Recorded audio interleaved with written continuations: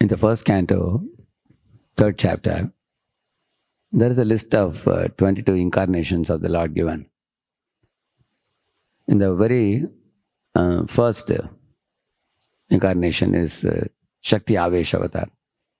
Avesh actually means the Lord empowers a jiva to do something great.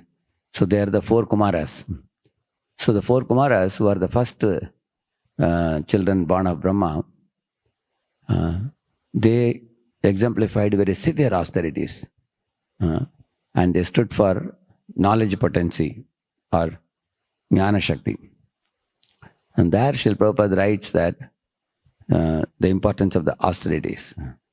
So if you go to the fourth canto, 23rd chapter, 7th verse, 7, 8, 9, those verses if you see, Prithu Maharaja's severe austerities in the jungle are explained. It is said that there are two pushings from inside our system. One pushing is from the intelligence, another pushing is from the prana. The intelligence pushes the mind and the senses.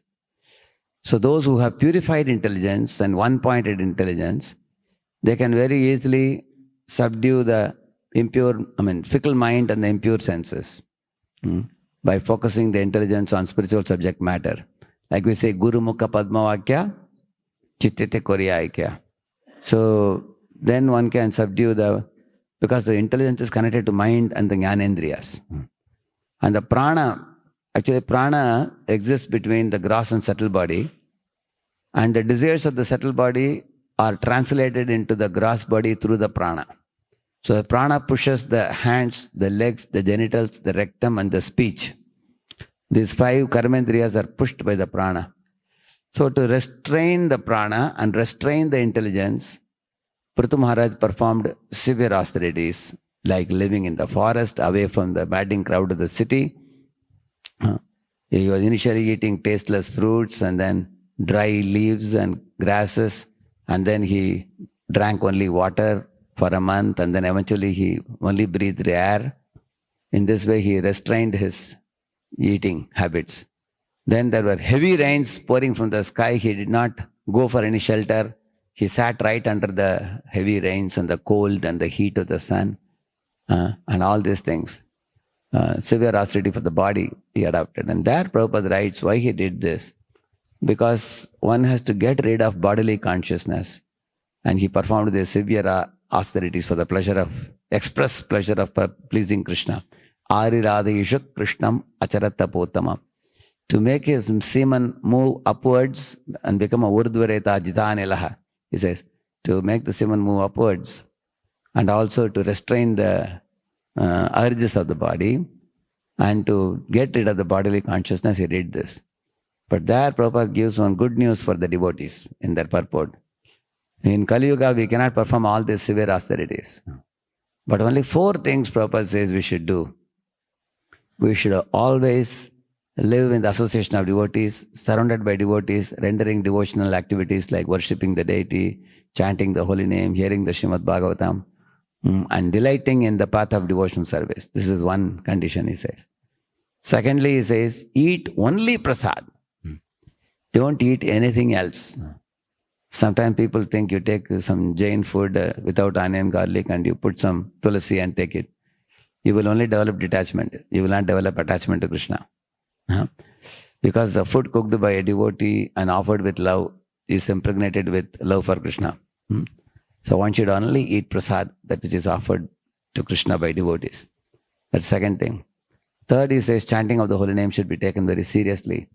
We cannot fast only with air or water and eating dry grass and all these things we cannot do. And we are not expected to do in this age of Kali Yuga. But instead one should intensify the chanting of the holy name and make it more serious and sincere.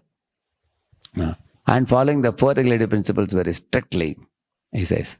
These 4 things, if a devotee does, that's equivalent to performing the severe austerities done by Prithu Maharaj in the age of Satya Yuga, he says.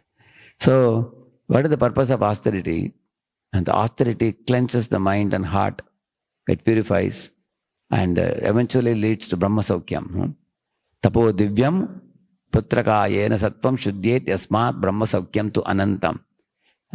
So one should not, there Prabhupada says, devotees should not at all resort to overeating.